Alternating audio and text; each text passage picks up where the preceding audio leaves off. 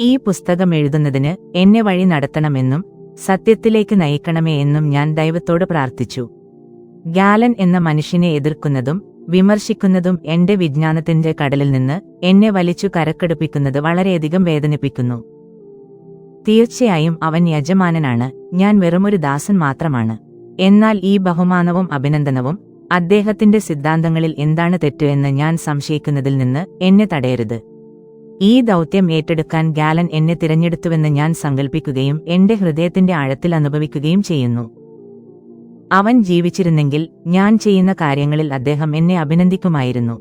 ഞാൻ ഇത് പറയുന്നത്, ഗാലന്റെ ലക്ഷ്യം സത്യം അന്വേഷിക്കുകയും കണ്ടെത്തുകയും ഇരുട്ടിൽ നിന്ന് വെളിച്ചം കൊണ്ടുവരികയും ചെയ്യുക ആയിരുന്നു. തീർച്ചയായും ഞാൻ പ്രസിദ്ധീകരിച്ചത് വായിക്കാൻ അദ്ദേഹം ജീവിച്ചിരുന്നെങ്കിൽ എന്ന് ഞാൻ ഇപ്പോൾ ആഗ്രഹിച്ചു പോകുന്നു. അൽ റാസി.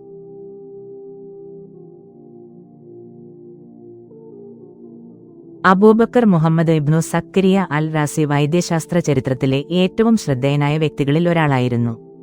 പ്രശസ്ത പേർഷ്യൻ ആൽക്കെമിസ്റ്റ്, തത്വചിന്തകൻ, വൈദ്യൻ എന്നിവയായിരുന്ന അദ്ദേഹം വൈദ്യശാസ്ത്രത്തിന്റെ പുരോഗതിക്ക് അദ്ദേഹം നൽകിയ എല്ലാ സംഭാവനകൾക്കും ഇന്ന് പ്രത്യേകം ഓർമ്മിക്കപ്പെടുന്നു. ഒരു ഡോക്ടറായ ശേഷം അദ്ദേഹം റേ എന്ന ബാഗ്ദാദിലെ പട്ടണത്തിലെ ആശുപത്രികളിൽ സേവനമനുഷ്ഠിച്ചു. മുഹമ്മദ് ഇബ്നു സക്കരിയ അൽ റാസിയുടെ ആശയങ്ങളും വൈദ്യശാസ്ത്ര പ്രവർത്തനങ്ങളും മധ്യകാല യൂറോപ്യൻ മെഡിക്കൽ യൂണിവേഴ്സിറ്റികളിൽ കൈമാറ്റം ചെയ്യപ്പെടുകയും സ്വീകരിക്കുകയും ചെയ്തു.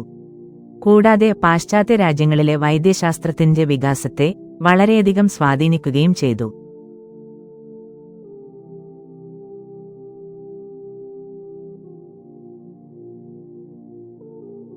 മുഹമ്മദ് ഇബ്നു സക്കരിയ അൽ റാസി 864 865 ഇടയിൽ ജനിച്ചതായി വിശ്വസിക്കപ്പെടുന്നു. ഗ്രേറ്റ് സിൽക്ക് റോഡിൽ സ്ഥിതി ചെയ്യുന്ന റേ നഗരത്തിലെ ഒരു പേർഷ്യൻ മുസ്ലിം കുടുംബത്തിലാണ് അദ്ദേഹം ജനിച്ചത്. ചെറുപ്പത്തിൽ തന്നെ ഒരു പ്രാദേശിക ബിമാരിസ്ഥാൻ ആശുപത്രിയിൽ പഠിക്കാനും പരിശീലിക്കാനും വേണ്ടി അദ്ദേഹം ബാഗ്ദാദിലേക്ക് താമസം മാറ്റി. ബാഗ്ദാദിൽ വെച്ച് ഇന്ത്യൻ, ഗ്രീക്ക്, പേർഷ്യൻ ഔഷധങ്ങളിൽ പ്രാവീണ്യമുള്ള ഹുമയൂൺ ഇബ്നു ഇസ്ഹാഖിന്റെ ശിഷ്യന്മാരിൽ ഒരാളുടെ മാർഗനിർദ്ദേശപ്രകാരം അദ്ദേഹം പഠനം നടത്തി. അദ്ദേഹത്തിന്റെ പഠനങ്ങളിൽ ജ്യോതിശാസ്ത്രം, തത്വചിന്ത, ആൽക്കെമി, ഗണിതശാസ്ത്രം എന്നിവ ഉൾപ്പെട്ടിരുന്നു. പിന്നീട് അൽ റാസി അറിയപ്പെടുന്ന മുക്താദാരി ആശുപത്രി സന്ദർശിക്കാനുള്ള അവസരം ലഭിച്ചു. ഈ സമയത്ത് അദ്ദേഹം ഒരു ആൽക്കെമിസ്റ്റായി പരിശീലിക്കാൻ തുടങ്ങി. താമസിയാതെ ആളുകൾക്കിടയിൽ ഉയർന്ന പ്രശസ്തി നേടിയെടുക്കുകയും ചെയ്തു. അൽ മുക്താഫിയുടെ ഭരണകാലത്ത് AD 902 മുതൽ 908 വരെ അബ്ബാസിദ് ഖലീഫയും മഹാനായ സൈനിക മേധാവി അൽ മുദാദിദിന്റെ മകനുമായ റാസിക്ക് ഒരു പുതിയ ആശുപത്രി പണിയാനുള്ള ചുമതല നൽകി. അബ്ബാസി ഖിലാഫത്തിലെ ഏറ്റവും വലിയ ആശുപത്രിയാണിത്. ഭാവിയിലെ ആശുപത്രിയുടെ സ്ഥാനം തിരഞ്ഞെടുക്കുന്നതിന് മുഹമ്മദ് ഇബ്ൻ സക്കരിയ അൽ റാസി തെളിവുകൾ അടിസ്ഥാനമാക്കിയുള്ള ഒരു സമീപനം സ്വീകരിച്ചു. ഹോസ്പിറ്റലിനായി നിർദ്ദേശിച്ച വിവിധ സ്ഥലങ്ങളിൽ അദ്ദേഹം പുതിയ മാംസം തൂക്കിയിട്ടു. ഒടുവിൽ മാംസം അഴുകാൻ കൂടുതൽ സമയമെടുത്ത സ്ഥലത്ത് അദ്ദേഹം ആശുപത്രി നിർമ്മിച്ചു.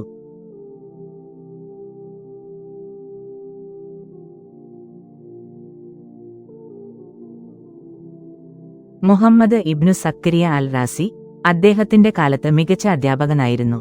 അദ്ദേഹത്തിന്റെ പ്രഭാഷണങ്ങൾ വിവിധ പ്രദേശങ്ങളിൽ നിന്നുള്ള ധാരാളം വിദ്യാർത്ഥികളെ ആകർഷിച്ചു. അൽ റാസിക്ക് ഷെയ്ഖ് എന്ന ഓണററി പദവി പോലും ലഭിച്ചു. കൂടാതെ നിരവധി വിദ്യാർത്ഥികൾ അദ്ദേഹത്തിനുണ്ടായിരുന്നു. അൽ റാസിയുടെ അവസാന വർഷങ്ങളിൽ സുഖമില്ലാതിരുന്നപ്പോൾ അദ്ദേഹത്തിന്റെ മുൻ വിദ്യാർത്ഥികളിലൊരാൾ അദ്ദേഹത്തെ പരിപാലിക്കുന്നതിനുള്ള ഉത്തരവാദിത്തം ഏറ്റെടുത്തു. എന്നിരുന്നാലും വിദ്യാർത്ഥിയുടെ നല്ല ഉദ്ദേശ്യങ്ങൾക്ക് അദ്ദേഹം പ്രതിഫലം നൽകുകയും തന്റെ അവസാന ദിവസങ്ങൾ അടുക്കുന്നുവെന്ന് വിശ്വസിച്ചതിനാൽ വിദ്യാർത്ഥിയോട് വീട്ടിലേക്ക് മടങ്ങാൻ ആവശ്യപ്പെടുകയും ചെയ്തു. മുഹമ്മദ് ബിൻ സക്കരിയ അൽ റാസിയെ തന്റെ ഉപദേഷ്ടാവായി കണക്കാക്കിയ ഇസ്ലാമിന്റെ സുവർണ കാലഘട്ടത്തിലെ പണ്ഡിതനായ മഹാനായ അൽ ബിറുനിയാണ് അൽ റാസിയുടെ ഒരു ഹ്രസ്വ ജീവചരിത്രം ആദ്യമായി എഴുതിയത്. ജീവചരിത്രത്തിൽ അൽ റാസിയുടെ ശ്രദ്ധേയമായ നിരവധി കൃതികൾ ഉൾപ്പെടുന്നു.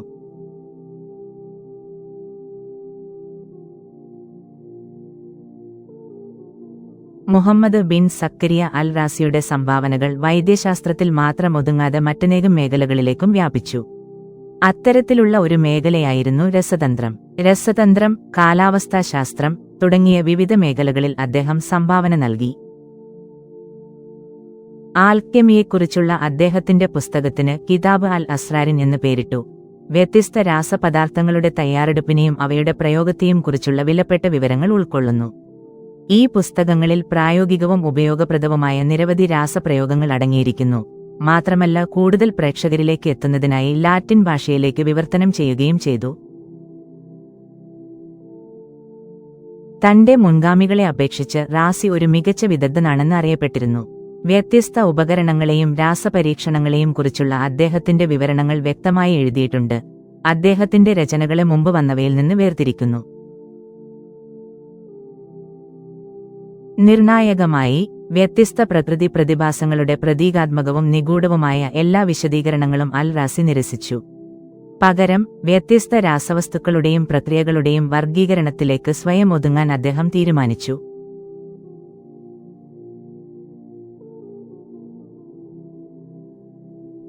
ഭൗതികശാസ്ത്രത്തിൽ മുഹമ്മദ് ഇബ്നു സക്കരിയ അൽ റാസിയുടെ രചനകൾ പ്രധാനമായും സമയം, ചലനം, ദ്രവ്യം, സ്ഥലം എന്നിവയെക്കുറിച്ചാണ് കൈകാര്യം ചെയ്യുന്നത്.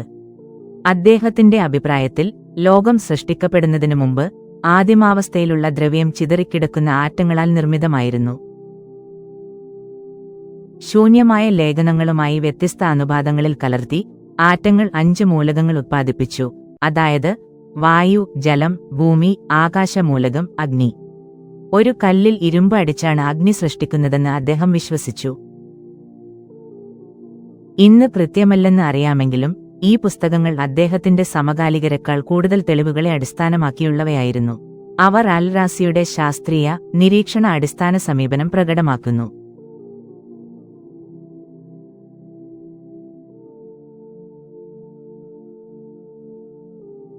മുഹമ്മദ് ഇബ്നു സക്കരിയ അൽ റാസി ഇന്ന് സ്മരിക്കപ്പെടുന്നത് വൈദ്യശാസ്ത്രത്തിലെ അദ്ദേഹത്തിന്റെ സംഭാവനകൾ കൊണ്ടാണ്.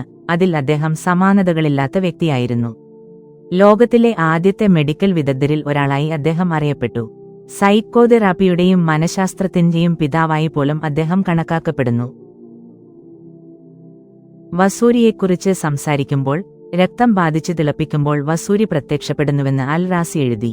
പ്രായപൂർത്തിയാകാത്ത രക്തം സമ്പന്നമായ രക്തമായി പരിവർത്തനം ചെയ്യപ്പെടുന്നു. അതുവഴി ഒരു സ്വാഭാവിക വൈൻ നിറം ഉണ്ടാകുന്നു. ഈ ഘട്ടത്തിൽ വസൂരി വീഞ്ഞിൽ കാണപ്പെടുന്ന കുമിളകളായി കാണപ്പെടുന്നു. ആദ്യഘട്ടത്തിൽ ഒരാൾക്ക് ചെയ്യാൻ കഴിയുന്ന ഏറ്റവും നല്ല കാര്യം അതിൽ നിന്ന് അകലം പാലിക്കുക എന്നതാണ്. അല്ലെങ്കിൽ അത് ഒരു പകർച്ചവ്യാധിയായി മാറും. 1000 വർഷങ്ങൾക്ക് ശേഷം 1911 റാസിയുടെ ഈ രോഗനിർണയം എൻസൈക്ലോപീഡിയ ബ്രിട്ടാനിക്ക അംഗീകരിക്കുകയും രോഗത്തെക്കുറിച്ചുള്ള വിശ്വസനീയമായ പ്രസ്താവനകളിലൊന്നാണിതെന്ന് പ്രസ്താവിക്കുകയും ചെയ്തു. അഞ്ചാമ്പനിയെയും വസൂരിയെയും കുറിച്ച് അൽ ജുദാരി വ അൽ ഹസ്ബ എന്ന പേരിൽ ഒരു പുസ്തകം പോലും റാസി എഴുതി.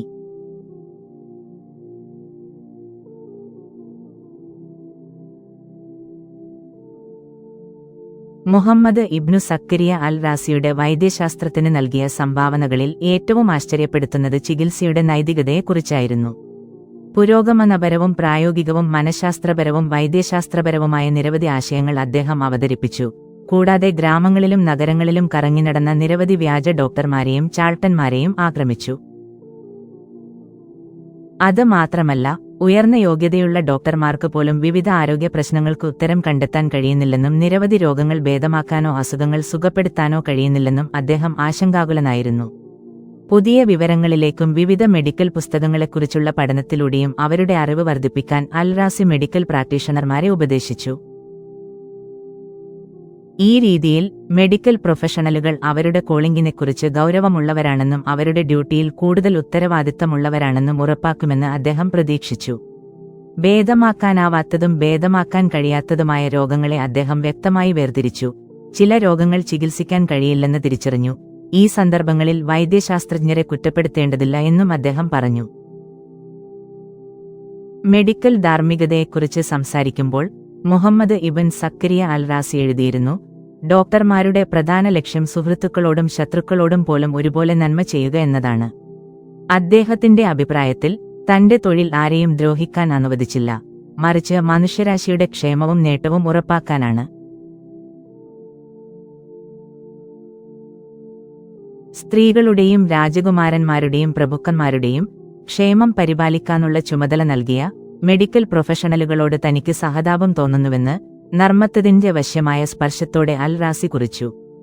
ഫലപ്രദമായ ചികിത്സയെ വെല്ലുവിളിക്കുന്ന ഡോക്ടർമാരുടെ നിർദ്ദേശങ്ങൾ പാലിക്കാത്ത ആളുകളായതിനാൽ അയാൾക്ക് അങ്ങനെ തോന്നി. മുഹമ്മദ് ഇബ്ൻ സക്കരിയ അൽ റാസി വൈദ്യശാസ്ത്രത്തെക്കുറിച്ചുള്ള നിരവധി ലേഖനങ്ങളും പുസ്തകങ്ങളും എഴുതിയിട്ടുണ്ട്. അവ ഇന്നും വളരെ പ്രചാരത്തിലുണ്ട്.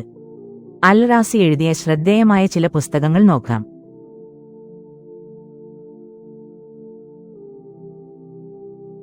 പൊതുജനങ്ങൾക്കായി ഒരു ഹോം മെഡിക്കൽ മാനുവൽ എഴുതിയ ആദ്യത്തെ പേർഷ്യൻ ഡോക്ടറായി അദ്ദേഹം അറിയപ്പെട്ടു. യാത്രക്കാർക്കും സാധാരണ പൗരന്മാർക്കും പാവപ്പെട്ടവർക്കും വേണ്ടി അദ്ദേഹം ഈ പുസ്തകം സമർപ്പിച്ചു. ഈ പുസ്തകത്തിൽ 36 അധ്യായങ്ങൾ അടങ്ങിയിരിക്കുന്നു.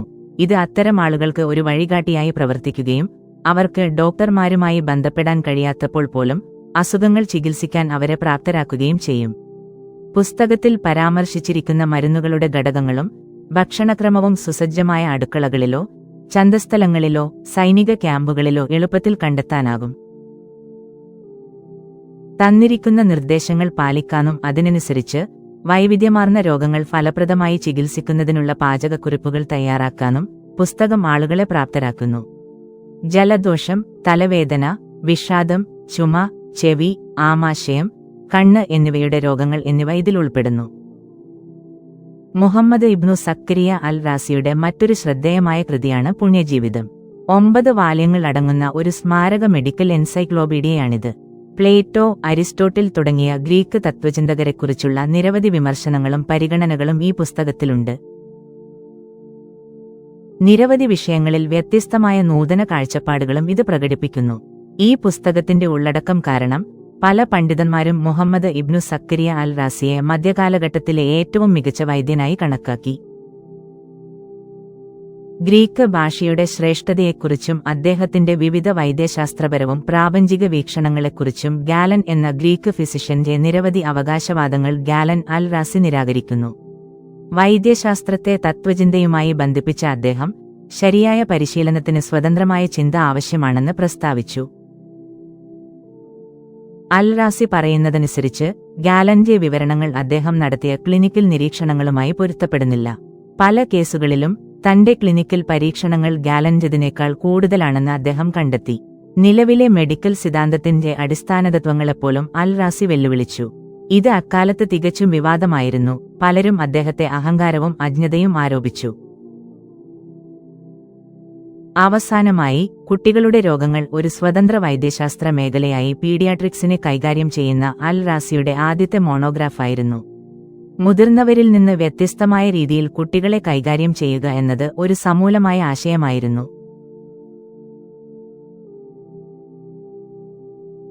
അൽ റാസി തന്റെ നീണ്ട കരിയറിലൂടെ മികച്ച എഴുത്തുകാരനായിരുന്നു.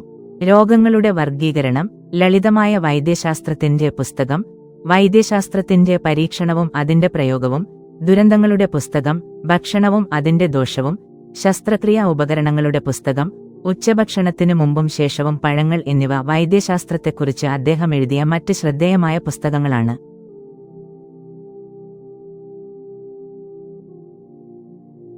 മുഹമ്മദ് ഇബ്നു സക്കരിയ അൽ റാസി ഒരു വൈദ്യനെന്ന നിലയിൽ ഉയർന്ന പ്രശസ്തി നേടിയിരുന്നു. വിവിധ വിദൂര നഗരങ്ങളിൽ വർദ്ധിച്ചുവരുന്ന ആവശ്യം കാരണം അദ്ദേഹത്തിന് ഒരിടത്ത് സ്ഥിരതാമസമാക്കാൻ കഴിഞ്ഞില്ല. എന്നിരുന്നാലും അദ്ദേഹം തന്റെ അവസാന വർഷങ്ങൾ തന്റെ ജന്മനഗരമായ റേയിൽ ചെലവഴിച്ചു. പിന്നീടുള്ള ജീവിതത്തിൽ തിമിരം വരുകയും പൂർണ്ണ അന്ധനാവുകയും ചെയ്തു. മുഹമ്മദ് ഇബ്നു സക്കരിയ അൽ റാസി 925-ൽ 60 വയസ്സുള്ളപ്പോൾ മരിച്ചു. അൽ റാസിയുടെ മരണത്തിനു ശേഷവും ഒരു മെഡിക്കൽ പ്രതിഭയെന്ന നിലയിൽ അദ്ദേഹത്തിന്റെ പ്രശസ്തി പ്രചരിച്ചു, ഇപ്പോഴും ജീവിക്കുന്നു. അദ്ദേഹത്തിന്റെ ജീവിതകാലത്ത് അൽ റാസിയുടെ ദാർശനികവും മതപരവുമായ വീക്ഷണങ്ങളുടെ പേരിൽ പലരും അദ്ദേഹത്തെ വിമർശിച്ചെങ്കിലും ഇന്നുവരെ അദ്ദേഹത്തിന് സമ്പന്നമായ ഒരു പാരമ്പര്യമുണ്ട്. കരാജിലെ റാസി ഇൻസ്റ്റിറ്റ്യൂട്ടും കെർമാൻഷായിലെ റാസി സർവകലാശാലയും മുഹമ്മദ് ഇബ്ൻ സക്കരിയ അൽ റാസിയുടെ പേരിലാണ് അറിയപ്പെടുന്നത്. റാസി ദിനം അല്ലെങ്കിൽ ഫാർമസി ദിനം എന്നറിയപ്പെടുന്ന ദിവസം അൽ റാസിയുടെ ഓർമ്മക്കായി ഓഗസ്റ്റ് 27-ന് അഫ്ഗാനിസ്ഥാനിൽ ആഘോഷിക്കപ്പെടുന്നു. 2009 ജൂണിൽ വിയന്നയിലെ UN ഓഫീസിന് സ്കോളേഴ്സ് പവലിയൻ സംഭാവന നൽകിയതിന്റെ പേരിൽ ഇറാൻ വാർത്തകളിൽ നിറഞ്ഞിരുന്നു. പവലിയനിൽ അബു റൈഹാൻ അൽ ബിറൂണി, എൽ റാസി, അവിസന്ന, ഒമർ ഖയാം എന്നിവരുടെ പ്രതിമകളുണ്ട്. മുഹമ്മദ് ഇബ്ൻ സക്കരിയ അൽ റാസിയെക്കുറിച്ച് സംസാരിക്കുമ്പോൾ ബെൽജിയൻ അമേരിക്കൻ രസതന്ത്രജ്ഞനായ ജോർജ് സാർട്ടൺ അദ്ദേഹത്തെ ഇസ്ലാമിന്റെയും മധ്യകാലഘട്ടത്തിലെയും ഏറ്റവും വലിയ വൈദ്യൻ ആയി കണക്കാക്കി. അദ്ദേഹം ചരിത്രത്തിൽ എക്കാലത്തെയും മികച്ച വൈദ്യശാസ്ത്ര പ്രതിഭകളിൽ ഒരാളായി ഇന്നും ജീവിക്കുന്നു.